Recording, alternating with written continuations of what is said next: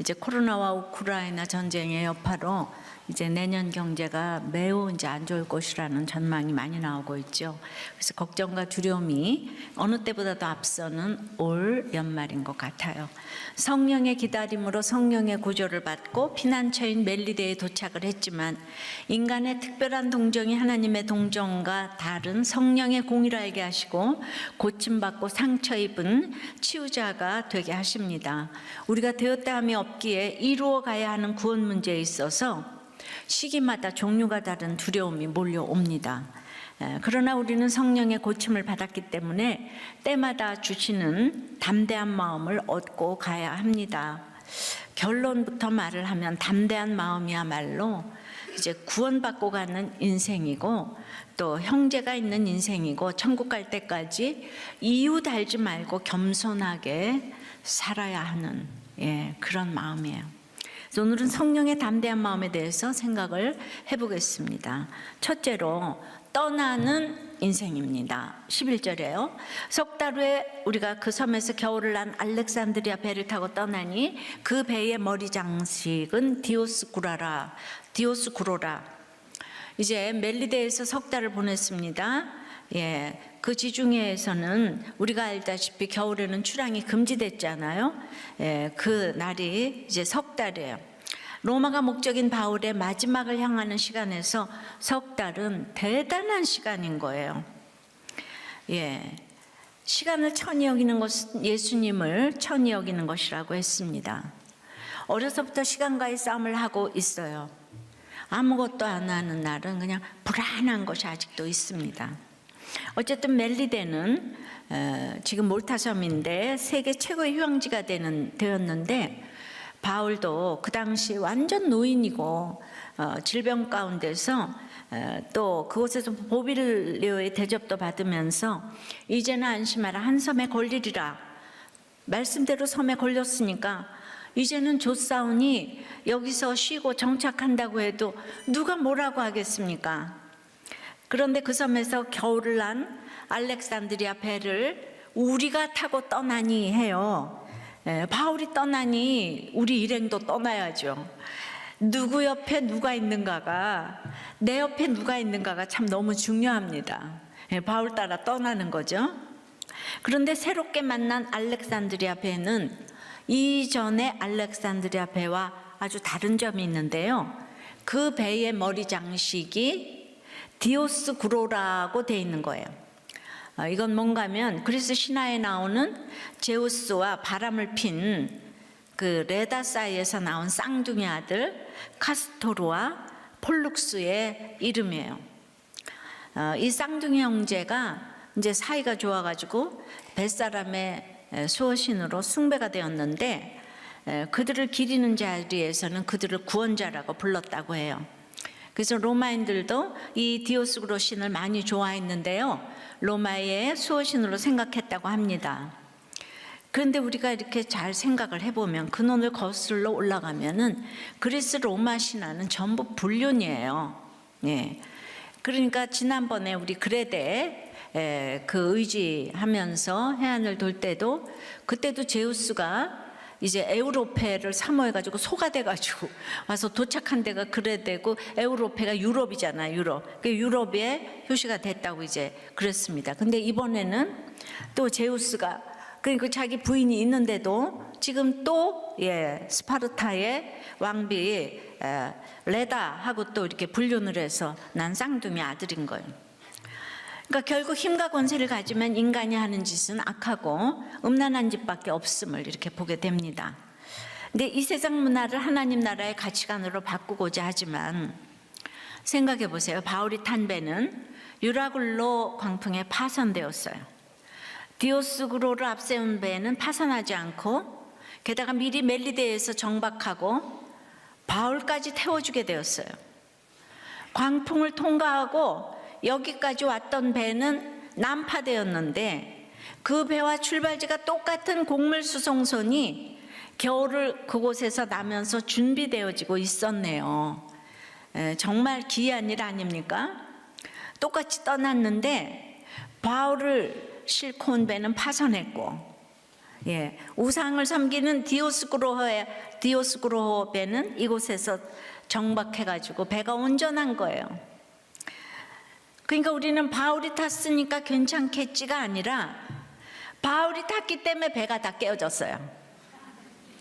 이런 거 생각 못 하셨죠? 그런데 그 깨어짐 때문에 모두가 구조가 됐습니다. 구원이 된 것이죠. 엊그저께 우리 본문, 큐티 본문에 질그릇이 깨어져야 보배가 보이는 거예요. 이 보배가 깨어져서 보이는 그 마음이 바로 담대한 마음이 되는 거예요. 그러니까 좋고 나쁘고를 우리 생각으로 정하면 안 되는 거죠. 그러니까 구원으로 생각하면은 이렇게 담대해지는 것이 있어요. 바울이 타서 우리는 언제나 붙고 잘 되고 할 거다 이런 불안한 마음이 있잖아요. 근데 깨어져도 붙어도 이게 구원 때문이다 생각하면 사람이 담대해지는 마음이 생기는 거죠. 그러니까 예수 믿었더니 된 것이 무엇이냐 할 때 우리가 담대해지는 것이 구원보다 더 좋은 것이 어디 있겠어요, 이 세상에. 내가 하나님의 자녀인데 담대해지는 거죠. 바울은 이런 헬레니즘 문화를 표방하는 배를 여전히 타고 로마로 향합니다. 그 배에 예수 그리스도 하나님의 아들 구원자라는 뜻의 그 물고기 표시인 익투스 아시죠? 그것으로 뱃머리 장식을 하고 떠나야 하는데요. 왜냐하면 그때 당시에 물고기 표시가 초대교회 당시는 비밀 표시고 죽음도 불사하는 표시였죠. 그거를 그냥 딱 걸고 가야 되는데, 왜냐하면 지금 다 거듭나서 이제 떠나니까 그걸 좀 보여주고 갔으면 좋겠지만은 그렇게 안 될 때가 있어요. 2000년이 지난 지금 우리의 물고기 표시는 믿는 자에게 다 알려져서 자동차의 목걸이에 그냥 다 헬레니즘 문화처럼 곳곳에 달아놓고 그려놓고 그렇지만 하나님 뜻대로 살려고 하기보다는 부적처럼 붙여놓는 시대가 되어서 그게 종류가 다른 또 디오스그로 표시가 된 거죠. 해 아래 새 것이 없어요. 이제 타고 갈 배야말로 진정한 물고기 표시를 하고 하면 얼마나 좋겠습니까? 거기가 276명이 다 달라졌으니까.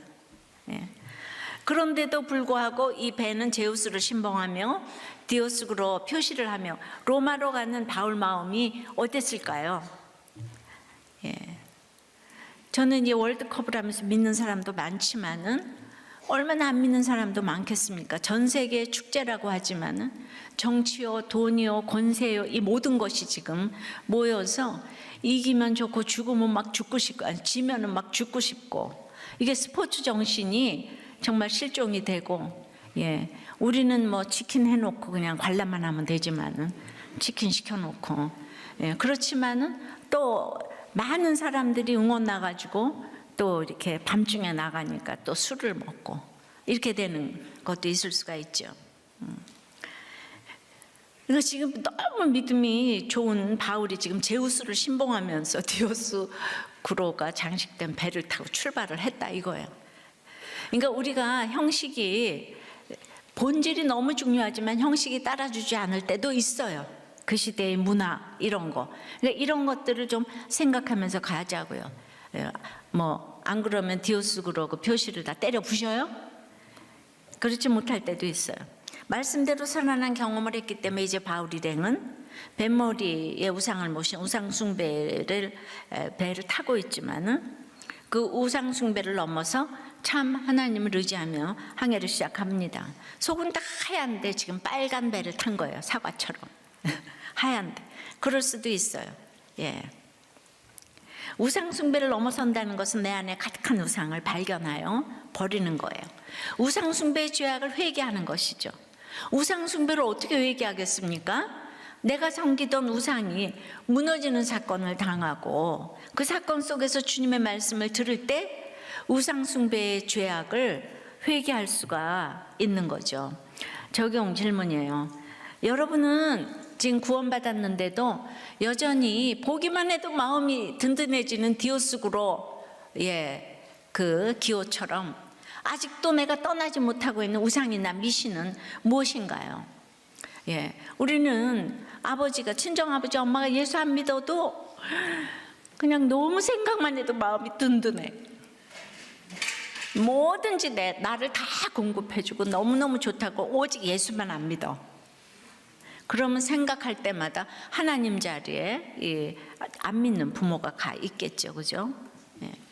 근데 문자적으로도 지금 우리가 미신을 또 이렇게 섬기고 있는 사람들도 있어요. 그래서 내 안에 우상이 무너지는 사건을 겪으며 내게 들린 말씀이 있습니까? 그러니까 여러분은 곳곳에서 익투스를 외칩니까? 디오스그로를 외칩니까? 지금 이 얘기는 하나님이에요, 제우스예요. 그러니까 제우스가 너무 불륜을 해도 너무 왕족이고 그냥 너무 화려하고 뭐 이러니까 우리 다 너무 막 영국 왕실 때문에 우리가 막 그냥 환상을 갖고 있고 이러죠. 자, 성령의 담대함은 그래서 늘 떠나야 되는 거예요. 아내를 떠나고 남편을 떠나고 자식을 떠나고 돈을 떠나고 명예를 떠나고 우상을 떠나고 그걸 받침해주는 미신을 떠나야 하고. 성령의 담대함을 위해 두 번째는 언제 떠나야 되냐면 난품이 일어날 때 떠나야 돼요. 난품이 일어날 때. 12절 수라구사에 대고 사흘을 있다가 거기서 둘러가서 레기온에 이르러 하루를 지낸 후 난품이 일어나므로 이튿날 보디올에 이르러. 담대함은 우상에서 떠남에서부터 비롯됩니다. 그러니까 우리는 그러면서도 본향을 향해 날마다 떠나야 돼. 내가 오늘도 또 떠나야 될 것이 있어요. 그러나 바로 이 때를 알아야 돼요. 수라구사, 레기온, 보디올이 두 절에 다 나오는데 석 달 동안 가만히 있게 하실 때는 언제고 떠나니까 두 절에 세 지명이 연거푸 나옵니다. 오늘 설교의 지명을 지도로 좀 보시겠습니다. 그러니까 이제 이렇게 수라구사, 레기온, 그러니까 지금 저기 그 장화에 구두코앞 같은 거 해가지고 시칠리아, 우리나라 제주도 같죠, 그죠? 그 멜리데에서 그래서 이제 그 시칠리아 섬에 수라구사까지 가는 게 한 150km 정도 돼요. 근데 거기서 사흘을 있었고 그 레기온이 드디어 이제 이탈리아 완전히 이제 구두코예요. 그 앞에. 그런데 거기에서부터 저기 보디올까지 한 340km 되는데 거기를 가서 그 다음에 거기에서 육로로 아비아 광장에 가가지고 이제 로마로 가는데 거기는 한 220km 정도 오늘 여행을 좀 하겠습니다. 그래서 이제 그 이탈리아 끝부분에 아래, 지금 남쪽 아래에 지금 이제 그 섬을 봤는데 멜리데에서 간 그 수라구사는 아르키메데스의 원리나 지레떼 원리로 유명한 아르키메데스의 고향으로 유명하죠. 또 키케로는 모든 도시 중 가장 아름다운 도시라고 수라구사를 평했어요. 그러면은 그들이 거기가 아름다워서 사흘씩이나 머문 게 아니고요. 그러니까 지금 바울을 영접하는 멜리데도 최고의 휴양지, 수라구사도 가장 아름다운 도시. 계속 아름다운 곳을 가지만 있으면 안 되고 떠나야 되는 거예요. 거기 떠나야 돼요. 그런데 왜 사흘이나 머물렀냐? 남풍을 기다리나 그랬죠. 기다리느라고. 그러니까 유라굴로 강풍 때도 그 미양에서 베닉스까지 서울에서 천안 정도 되는 거리밖에 안 돼요. 아주 짧은 거리인데 이 바람이 얼마나 지대한 영향을 미치는지 경험했기 때문에 이제는 정말 조심조심하면서 가는 것이 느껴지는 거예요. 여러분, 미양을 떠날 때도 남풍이 불긴 했어요. 기억나십니까? 그래서 닻을 올리고 룰루랄라 하면서 출발했잖아요. 근데 겨울 남풍은 그 믿을 수가 없는 거예요. 잠시인 거예요. 곧 유라굴로의 강풍으로 변했죠.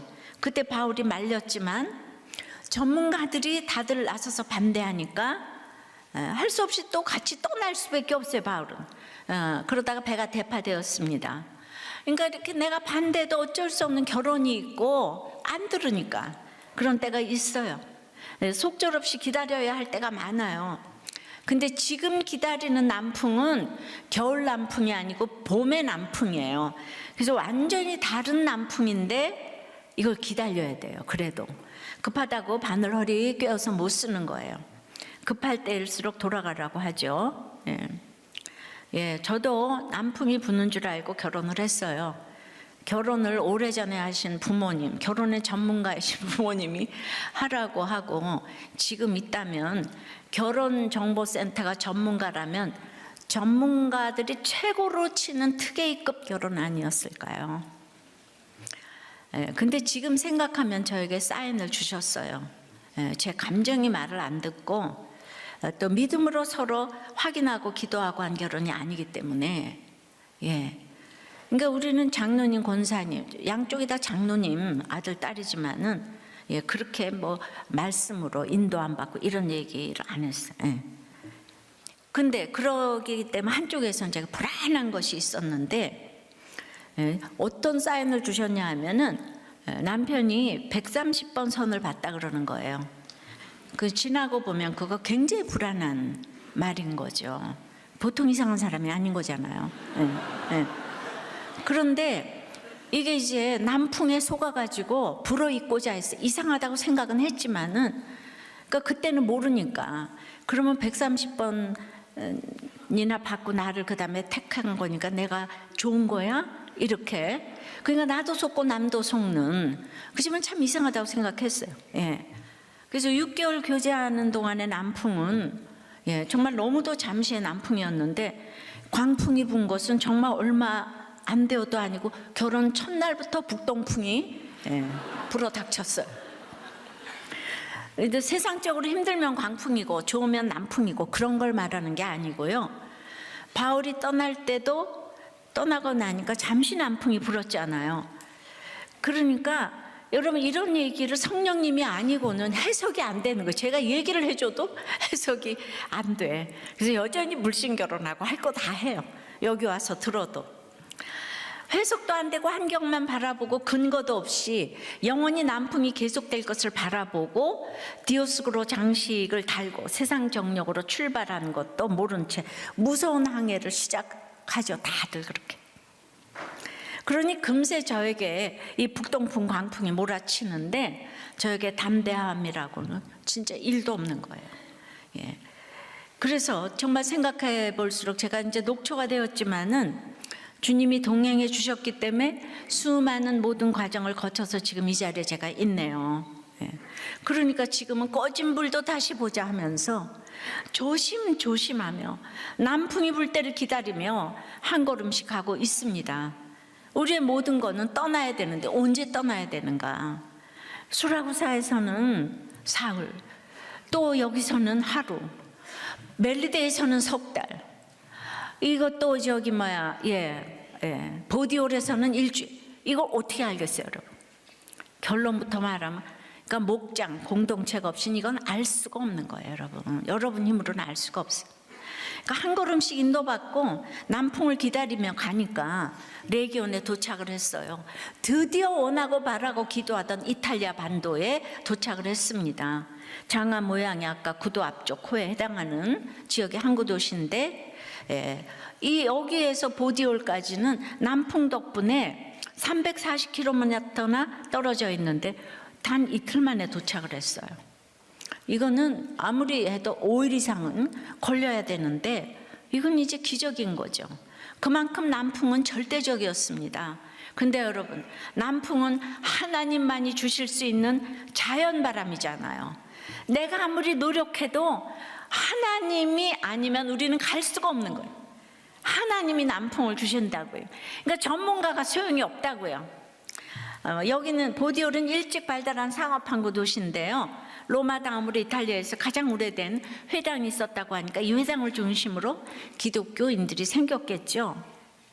그래서 이제 기다리다 출발을 하면 누구도 갈 수 없는 거리를 이렇게 순풍에 돛단 것처럼 가게 하시는 거예요. 저 말씀으로 같이 나누고 이렇게 가는 거. 저는 사역을 위해서 작전을 짤 수가 없어요. 저 입장은 하루하루 살 수밖에 없었기 때문에요. 그래서 그러나 날마다 로마에 도착하는 마음으로 전도를 하고 가정 살리고 하다 보니까 수라구사에서는 사흘이나 있게 하셨는데 저도 13년간이나 사람이 많이 모여도 신학도 안 하고 평신도 사역이라고 할 것도 없이 계속 수라구사에 머물러서 수라구사 우리 집에 머물러서 날마다 그냥 큐티 모임 열었어요. 13년 동안. 근데 13년이 되니까 남풍이 드디어 불어서 레기온으로 가게 하셔서 이제 큐티 선교회가 창립되게 하셨죠. 그래서 큐티의 남풍이 불었어요. 그게 뭔가 하면 교단을 초월하시는 목사님들께서 자발적으로 이사가 다 되어주셨어요. 여러분, 제가 여자 목사죠. 아직도 안수가 안 되는 교단이 많아요.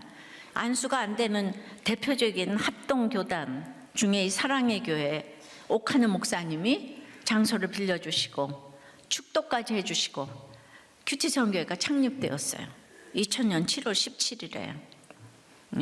그리고 또 안수가 안 되는 또 다른 이제 고신, 합신 이런 목사님들. 우리 남설교회도 합동이고 은혜교회는 합신이고 고신의 정지최 목사님 무슨 또 그러니까 우리 홍정일 목사님도 전부 여자 안수 안 주는 목사님들만 지금 쫙 모였어요. 물론 이제 통합측 목사님도 계셨어요. 근데 이분들이 여성 목회 어쩌고 저쩌고도 이사가 되셔서 전폭적으로 밀어주셔서 자연스럽게 지금 이제 큐티 선교회가 시작되게 하셨으니 생각하면 이거야말로 기적 아니겠습니까? 그런데 레기온에서 보디올은 이틀 만에 340km를 갔기 때문에 그냥 큐티 선교회가 세워지고 나니까 남풍이 솔솔 불어가지고 그냥 13년 동안 있었는데 3년 만에 우리도 교회가 창립이 되었어요. 훨씬 많은 키로를 빨리 오게 된 거죠. 그러니까 늘 사인이 없으면 움직이지 않았죠. 근데 이제 큐티 말씀에 사인대로 움직이면 앞으로 나가게 하셨습니다. 여러분, 이렇게 주변에서 말리는데도 이 정도면 되겠지? 그런 거 없어요. 밀어붙이듯 결정하고 떠나서는 안 됩니다. 성령께서 일하실 때는 언제든지 억지로가 아니라 남풍이 불듯 자연스럽게 일하십니다. 옳다고 명분이 있다고 해서 상대방을 무시하고 이렇게 밀어붙여서는 안 됩니다. 하나님 그렇게 일하지 않으세요. 내 생각이 맞더라도 그 생각 때문에 한 사람이라도 감정이 상하고 다친다면 기다리는 시간이 필요해요. 물론 여기서 성령의 공의가 또 있어야 되겠지만은 항상 남풍이 불듯 자연스럽게 진행되어야 이렇게 순풍이 불듯 목적지에 갑니다. 이 배에는 이제 3개월 동안 역사상 가장 많은 성경을 집필한 위대한 스승인 바울에게 성경 공부로, 현장 학습으로, 광풍 고난으로, 그리고 이적과 치료로 훈련을 받은 복음 특공대 276명이 타고 있습니다. 이들은 더 이상 바울과 죄수들이 아니잖아요. 갇혀있던 시간 동안 바울에게 들은, 그리고 광풍 가운데서도 말씀을 듣고 살아난 복음의 용사들이 이 배를 타고 지금 짐승의 권세, 용의 공세, 세상에 그냥 완전히 그 권세를 향해서 지금 달려가는 것 같고 같잖아요. 복음의 폭탄을 실은 배가, 사람이 폭탄인 거지, 복음의 폭탄. 그러니 남풍이 안 불 수가 없죠. 모든 준비가 되었기 때문에 이제 남풍을 불게 하셔서 이 배를 빨리 로마로 보내십니다. 여러분들, 우리들 교회가 복음 특공대 아니겠습니까? 자타가 공인하는 죄인이지만 우리들 호에서 고침받고 훈련받고 다들 로마로 향하고 있는 줄 믿습니다. 적용해 보세요. 사명이 있어 남풍을 기다립니까? 내 환경을 벗어나고 싶어 남풍을 기다립니까? 여전히 북풍이 부는데 내 모든 것이 삐걱거리는 잡음이 들리는데 남풍의 환상을 가지고 뭔가를 시작하려고 하지는 않습니까? 기다려야 할 때입니까? 떠나야 할 때입니까? 이거 어떻게 알아요? 일주일, 하루, 사흘, 석 달? 여러분 어떻게 알아요? 여러분이 아무리 전문가지만 그걸 어떻게 알아요? 남풍이 불 때를 어떻게 알아요? 이건 공동체 없이는 불가능한 겁니다. 성령의 담대한 마음은 이제 세 번째. 첫 번째는 뭐죠? 떠나는 인생이 돼야 되죠. 또 언제 떠나요? 남풍이 불 때 떠나요. 그러면 세 번째는 형제들이 맞으러 올 때 이와 같이 로마로 가야 그 담대한 마음을 주시는 거예요. 형제들이 맞으러 올 때 이와 같이 로마로 가야. 좀 길지만은 여러분들한테 대지를 2개 주면 어렵다 그래서 할 수 없이 한 대주로 하려니까. 예. 그렇지만은 여기에 모든 또 답이 있으니까. 14절, 5절 거기서 형제들을 만나 그들의 청함을 받아 2회를 함께 머무니라. 여기서 일주일 있죠. 그래서 우리는 이와 같이 로마로 가니라. 이와 같이 로마로 가니라. 그곳 형제들이 우리 소식을 듣고 아비오 광장과 트레이스 타베르네까지 맞으러 오니 바울이 그를 보고 하나님께 감사하고 담대한 마음을 얻으니라. 아멘. 이제 점점 목적지로 다가가고 있습니다. 떠나고 떠날수록 이제 로마가 코앞에 보입니다. 그러니까 담대함이 너무 필요해요. 3달 동안 멜리데에 있을 때 보블리오가 대접을 너무 잘해줄 때 천국 같은 그 시간을 보냈어요. 왜 보내는지 모르지만은 3달 동안이나 그 토인들과 같이 있게 하셨습니다. 근데 바울이 이 일각이요 삼추인 이때 그렇게도 가고 싶은 로마의 결국은 무엇이었나요? 예, 결국은 참수형이 기다리고 있죠. 그러니 인생의 목적이 행복이 아니고 거룩인 것이에요. 그러니까 이 목적을 이루기 위해 성령의 담대함이 필요한 것입니다. 그리고 또한 목적을 이루기 위해 늘 떠나야 되는 거예요. 아름다운 것을 늘 떠나야 하는 거예요. 죽음이 기다리고 있어도 예루살렘으로 떠나야 하고 또 로마로 떠나야 합니다. 왜냐하면 인생은 너무 짧고 우리는 다 죽기 때문이에요.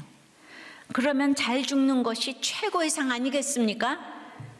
우린 밑둥이 잘려진 나무예요. 이제 말라갈 일밖에 없어요. 그런데 알렉산드리아 배에 종착한 곳인 보디올에서 로마까지는 220km 정도 됩니다. 그러니까 여기서부터 로마까지는 그 로마의 도로가 너무 잘 닦아놨잖아요. 팍스 로마나. 예. 그냥 모든 길은 로마의 그 일본 국도 해안선을 따라 북쪽으로 쫙 향해 걷기만 하면 그 꿈에도 그리던 로마에 도착할 수가 있어요. 그러면 우리 같으면 와 보디올에 도착하자마자 거기서는 육로로 갈 수 있으니까 우리 인생의 최종 목적지인 그 로마를 향해 걷기 시작했을 거예요.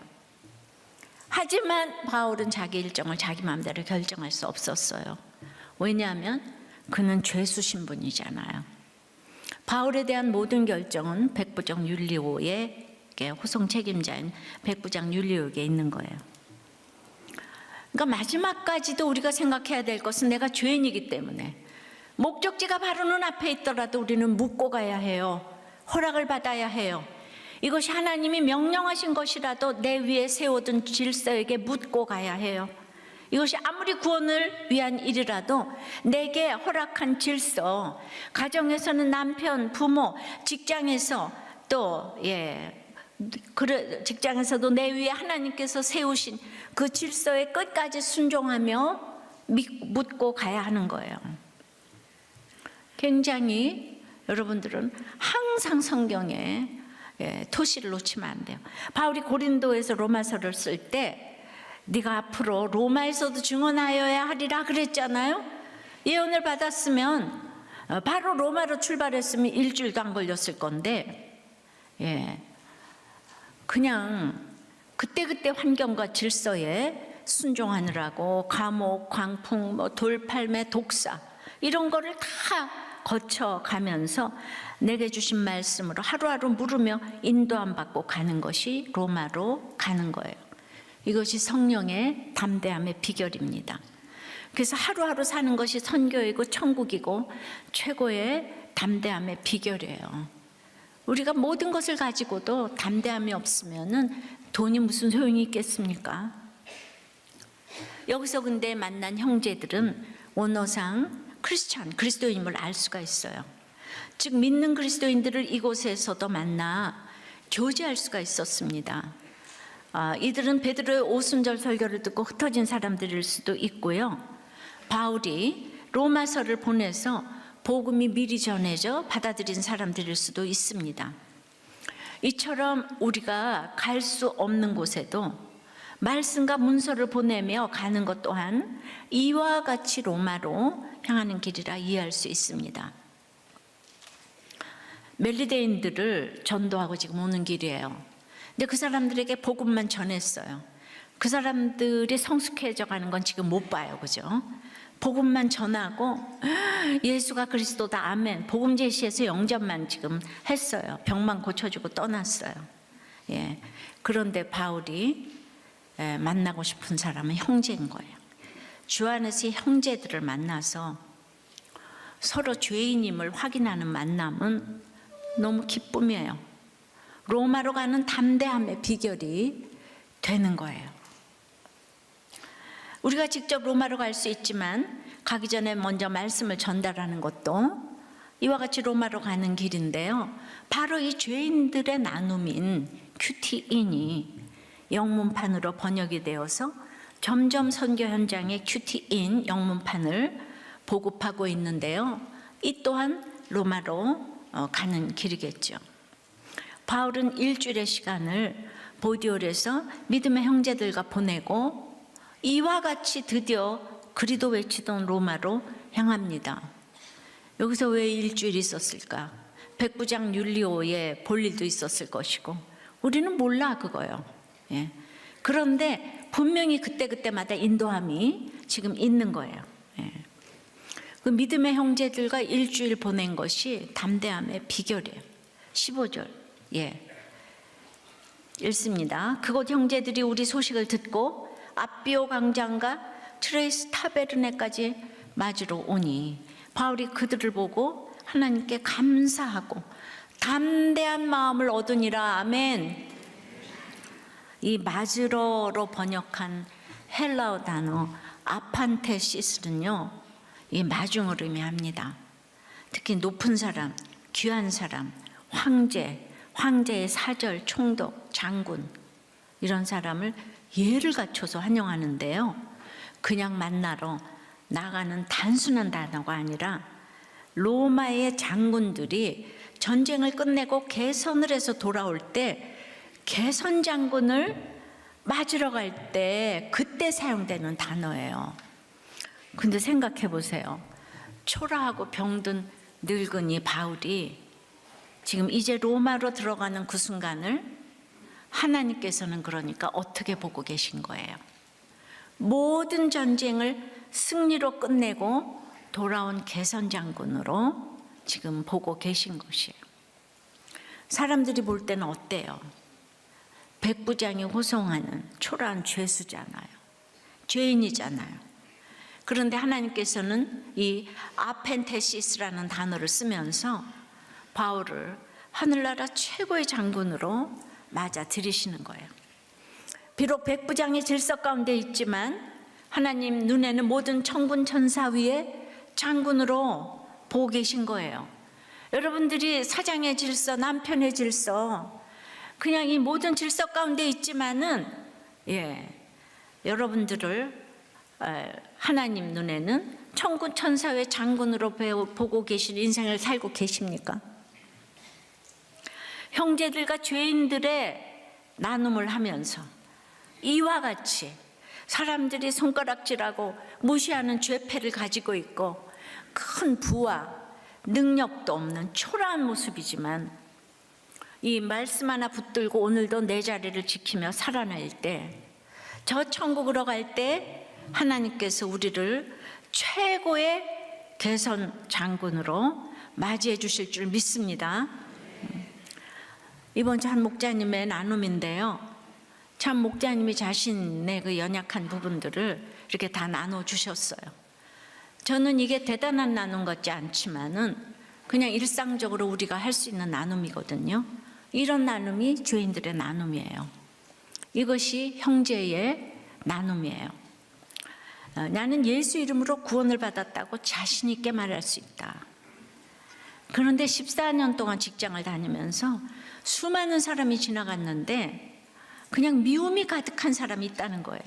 이전에는 사장님이고 지금은 부사장님이고 인정이 되지 않고 용서가 되지 않는데 늘 불공평하다는 생각으로 가득 차 있는데, 예, 또 회사에서 진급이 되지 않는 것에 불공평하다고 생각을 한다. 그리고 아내가 내게 너무 잘해주고 있음에도 남자로서 늘 불만이 많다. 심지어 아들이 외가에서 사랑을 많이 받고 선물도 많이 받는데 그걸 즐겁게 생각하기는커녕 질투하고 시기하고 열등감을 가진 아비였다. 새로운 존재가 되었는데 불 붙기 시작한 목장 예배에 불을 꺼트리는 존재가 나다. 새로운 목장 식구들이 오셨는데 마침 코로나에 걸려 목장 모임을 쉬고자 했다. 그랬더니 아내가 왜 목장 모임을 쉬냐고 하는 말에 돌이키지 않고 서운함이 더 먼저 들었다. 늘 내 환경만 생각했다. 여러분, 이런 나눔을 어디서 하겠어요? 서로 죄인이니까 하죠. 예, 들어줄 형제들이 있으니까 이 나눔을 하죠. 여러분, 이런 죄인의 나눔은 안식이 있어요. 이런 얘기를 뜨신 밥 먹고 왜 하겠어요? 예, 나의 치부를 이렇게 얘기를 하면 믿음이 막 하나도 없어 보입니까? 예, 이렇게 자기의 죄를 그냥, 예, 이런 사람하고 친하지 아무 말도 안 하고 있는 사람하고 불편해서 어떻게 살아? 이렇게 얘기를 해야죠. 저는 이런 분이 개선 장군이 된다고 생각을 하는 거예요. 예. 오늘 왜냐하면 이 본문이 그렇잖아요. 바울을 지금 맞으러 와서 개선 장군 맞이하듯이 누가 형제들이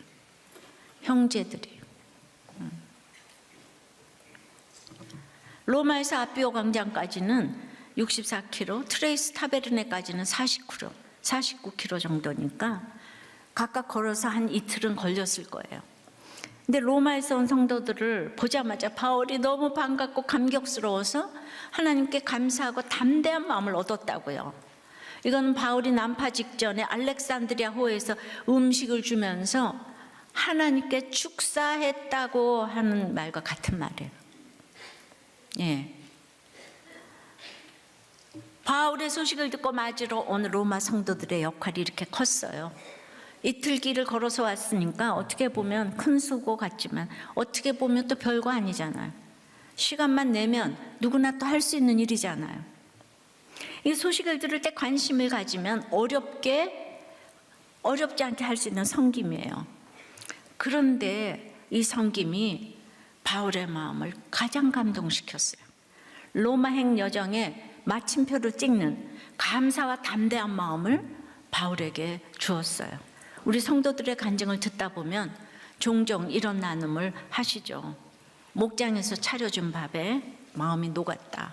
눈물이 났다. 이런 간증 어렵지 않게 들어요. 큰 고난을 당한 분들일수록 그렇죠.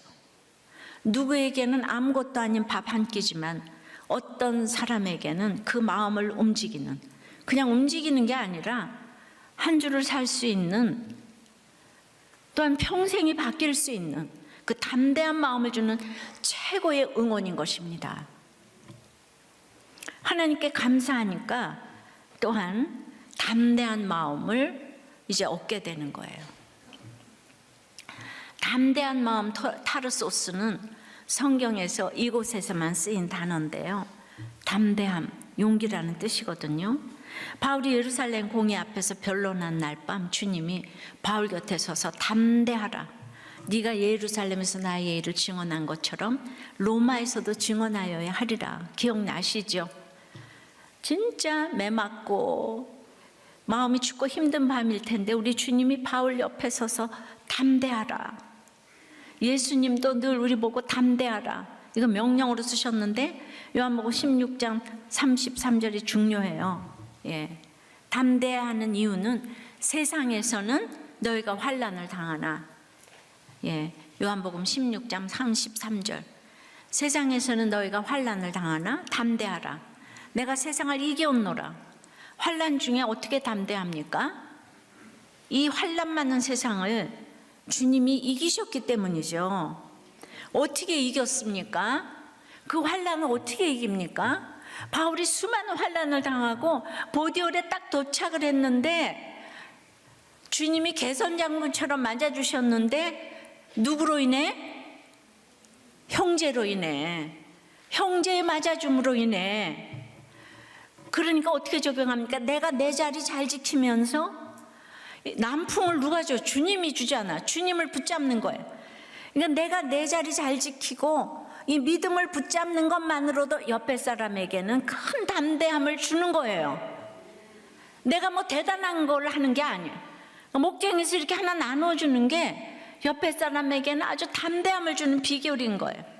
기도했던 지체가 공동체에 잘 붙어 있고, 그러니까 낙태를 고민했던 자매가 큐티하고 돌이켜 생명을 지키고, 이혼하려고 밤새 고민하고 지옥의 시간을 보냈던 가정을 지키고 믿음 위에 서 있다는 소식만 들어도 저도 담대함을 얻는 거예요. 하나님께 감사하고.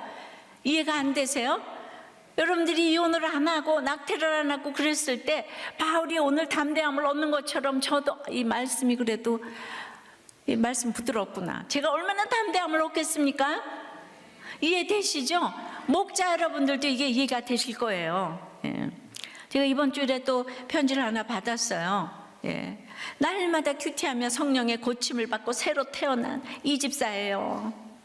재혼 가정으로 또 이혼의 길목에서 이제 부부 목장에 한번 참석해보고 그래도 안 되면 이혼하자고. 남편과 처음으로 부부 목장 탐방을 간 이후 지금까지 부부 목장 개근하며 드디어 남편이 주차 봉사까지 하게 되었습니다. 365일 술 마시며 골프에 당구에 축구에 정신없이 군대 구신 들린 자처럼 살며 폭언에 폭행을 하여 경찰서까지 다녔던 남편이 지금은 술을 주 1회 정도 마시고 운동장 교인이었는데 한 달 전부터 예배당 안에서 온전히 예배를 보고 사계절 내내 슬리퍼를 신고 나다니던 사람이 며칠 전부터 처음으로 슬리퍼를 신지 않고 출근을 하고 있습니다. 목사님, 남편이 이렇게 멋있는 사람으로 변했어요. 무엇보다도 제가 하루라도 큐티를 안 하면 눈에 가시가 생기는 제가 됐어요. 저는 일주일 동안 부목장, 남목장 사수하고 수요 예배, 주일 현장 예배를 위해 하루하루 삽니다. 주일은 새벽에 일어나 남편 깨우다, 딸아이 깨우다, 식사 챙기며 같이 가는 지체까지 데리고 힘은 운동장에 도착하는 것이 미션입니다. 우리는 이와 같이 함께 로마로 가는 거예요. 예, 형제의 맞아줌으로 이와 같이. 이 복음은 저 혼자만의 사역이 아니죠. 우리들 교회는 이와 같이 서로 감사하고 담대함을 얻어 함께 로마로 가는 줄 믿습니다. 그리고 누구 한 사람의 업적이 아니라 우리들의 상급이며 우리들의 행전인 줄 믿습니다. 적용 질문이에요. 누구의 소식을 들을 때 감사와 담대함을 얻었나요? 예. 목적지가 코앞이라고 지금 내 방법대로 가나요? 예. 여러분, 부동산도 모두 계약하기 전에는요 아무것도 믿으시면 안 돼요. 예. 계약서에 도장 찍을 때까지는 코앞이라고 내 방법대로 가면 안 돼요. 아니면 질서와 교제와 순종을 통해 이와 같이 이 목적지로 가고 있나요? 로마는 날마다 나의 로마가 달라지죠, 그죠? 그러니까 여러분들이 불안할 때마다 떠나야 되는 거예요. 붙들고 있는 게 많아서 불안한 거예요. 떠나야 되는 거예요. 그러니까 이 세상에서 잘못될까 봐 부들부들 떨어요. 예, 잘못되면 우리가 예수 믿다가 순교밖에 더 하겠어요? 아유, 이해가 안 돼요. 근데 진짜 우리가 인생이 짧잖아요. 제가 이런 나눔을 30년, 40년 전부터 했는데 하나님 저를 아직 살려두고 계시잖아요. 내가 그렇게 말한다고 나를 빨리 데려가시지 않더라고요. 내 생명 걷어가라고 그랬는데 그렇게 기도 안 한 우리 남편을 먼저 데려갔어요.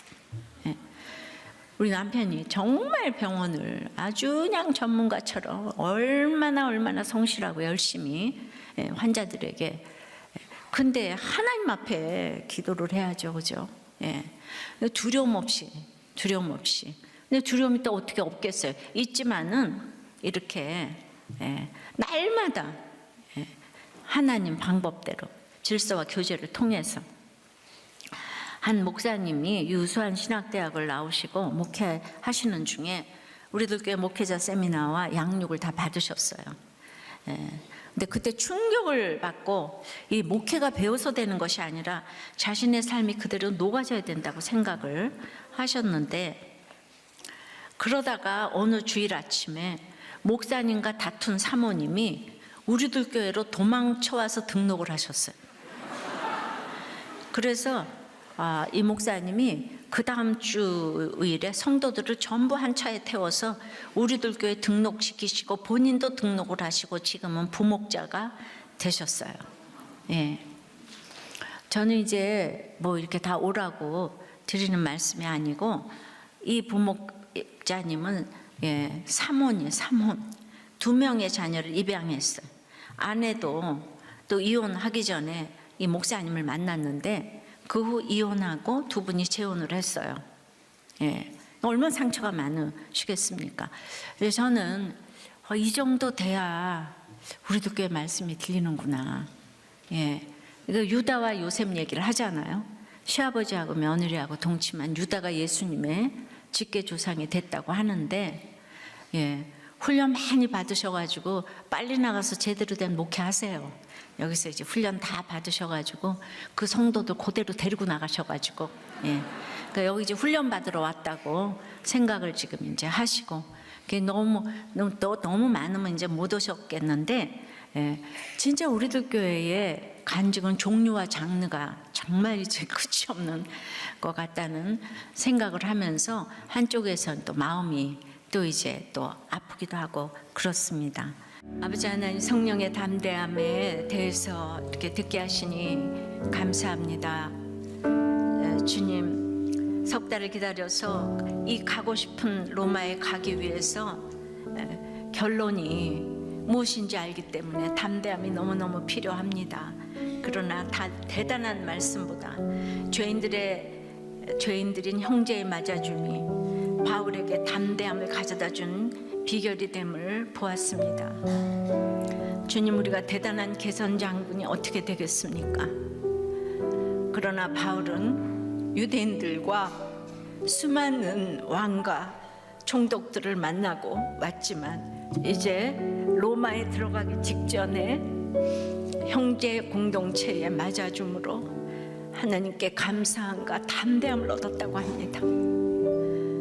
정말 별 볼 일 없는 죄인들의 공동체, 그 형제 공동체에서 정말 감사함과 담대함을 얻었다고 하는데, 우리가 이렇게 목장에서 나누는 우리들의 그 찌질한 나눔이 우리 주님이 일어서서 영접해 주시는 개선장군처럼 영접해 주시는 나눔인 줄 믿습니다.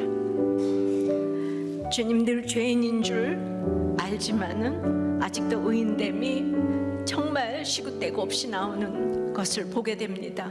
주님, 참으로 기다리는 것이 저의 의가 되어서, 그래서 일이 이제 진행이 안 될 때도 많이 있습니다. 주님, 그러나 제 주제가 참으로 죄인인 것을 알고, 그래도 제가 담대해질 수 있는 비결은 제 주제를 알고 형제들에게 같이 묶어가는 이것이 제가 담대해질 수 있는 비결이라고 하니 주여 불쌍히 여겨 주시옵시고, 아멘. 저의 안 되는 이 부족한 담대함을 주여 불쌍히 여겨 주시옵시고, 아멘. 주님이 원하는 그 목적지까지 갈 수 있도록 끝까지 생각만 하면 보고픈 얼굴들, 그리운 이름들이 생각나며, 그것이면 우리를 하나님이 개선장군처럼 맞아주실 것을 믿습니다. 난 것이 아니고 우리 주 안에서 참으로 보고픈 얼굴들, 그리운 이름들이 생각나는 우리들의 모든 목장이 될 수 있고, 여러분들의 그 공동체의식이 될 수 있도록, 그래서 성령의 담대함을 가지고 모든 사람들에게 복음을 전하는 복음 특공대가 될 수 있는 우리들의 행전을 써갈 수 있도록 역사하여 주시옵소서. 아멘. 이런 지도자 한 사람을 주여 우리나라에 허락해 주시옵소서. 아멘. 불쌍히 여겨주시고 살려주시옵소서. 역사해 주시고 도와주시옵소서. 아멘. 예수 그리스도 이름으로 기도드리옵나이다. 아멘. 아버지와 빚을 떠안고 가출하신 어머니로 인해 저는 내음으로 식물인간이 된 형님의 대소변을 받아내고 신문을 돌리며 형과 둘이 살았습니다. 이후 아버지가 데려오신 여러 새 어머니의 자녀 중 한 명의 인도로 교회에 처음 나가게 되었고, 중학교 때 수련회를 통해 내가 너를 떠나지 않고 버리지 않으시겠다는 말씀으로 하나님을 만났습니다. 늦은 나이에 학점제로 신학대학을 졸업해 7년 동안 전도사로 사역하다가 교회를 떠나 컴퓨터 관련 사업을 하기도 했습니다. 그러다 지금의 아내를 만난 후 신학대학원에 진학해 교회를 개척하면서 운영할 시스템을 찾던 중 우리들 교회를 알게 되었습니다. 많은 사람들이 교회에서 치부가 드러나거나 이혼을 하면 사람들의 눈을 피해 교회를 떠나는 것이 현실인데, 숨기고 싶은 자신의 아픔과 상처를 오픈하는 우리들 교회 큐티 간증은 충격 그 자체였습니다.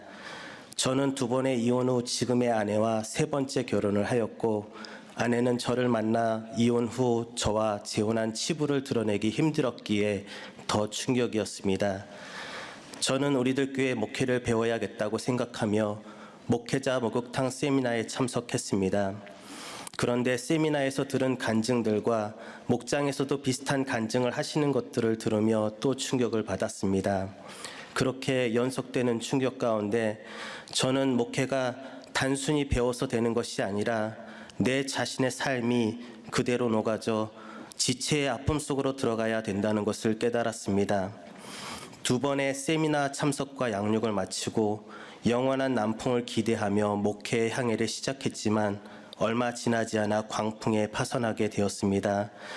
어느 주일 아침 예배를 인도하러 올라가기 전 아내와 크게 싸웠는데, 그날 바로 아내는 우리들 교회로 도망쳐 등록을 했습니다. 저는 어렵게 다시 시작한 목회를 그만두라는 거냐, 이제 목회를 그만두면 교회도 안 나갈 거라며 혈기를 부렸습니다. 대학원 졸업 시험까지 패스했고 곧 목사 안수를 받을 수 있는 조건이 되었지만 더 이상 한 걸음도 갈 수 없는 한계 사항이 되어 저의 길을 막는 아내를 원망했습니다.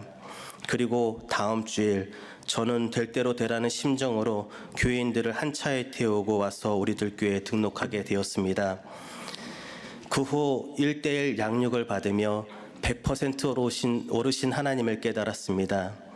또한 목장에서 자신의 은밀한 죄를 고백하시는 집사님들을 보며 저의 죄를 깨닫고 이분들이 나를 위해 십자가를 지신다는 생각이 들었습니다. 저는 재혼한 저희 부부의 금실이 너무 좋아서 이혼의 성공 케이스가 되고 본이 되면 어쩌나 했는데 그것은 저만의 착각이었습니다.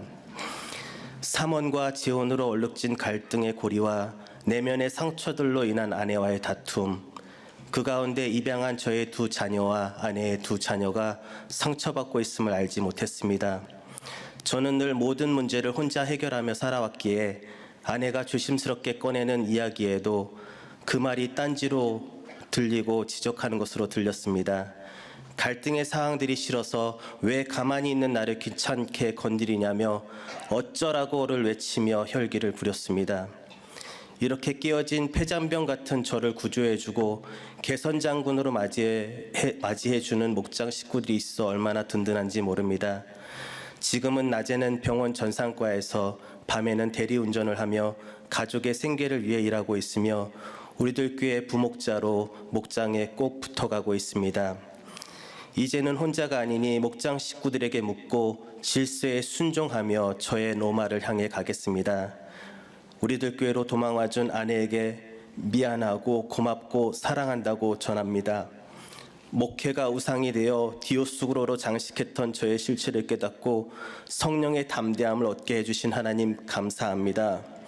늘 한 영혼을 위해 살려주시옵소서 살려주시옵소서 눈물로 기도하시는 김양재 목사님 감사합니다.